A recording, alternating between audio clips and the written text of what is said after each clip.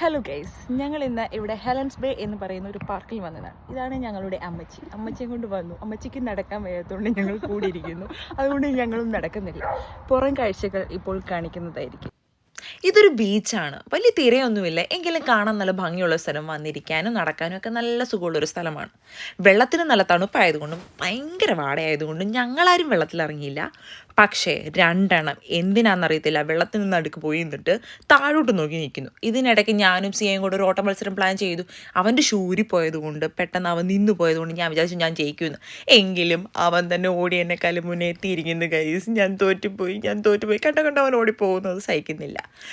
കഴിഞ്ഞ വർഷം ഇതേ സമയം എടുത്തൊരു ഫോട്ടോയാണ് ഞാൻ ഈ കുത്തിക്കയറ്റിയിരിക്കുന്നത്.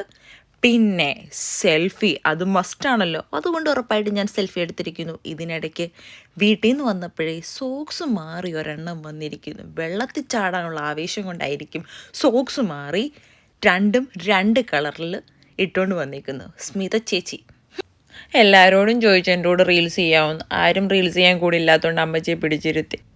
ഇതോടെ കലാപരിപാടികൾ അവസാനിക്കുന്നു. ബൈ.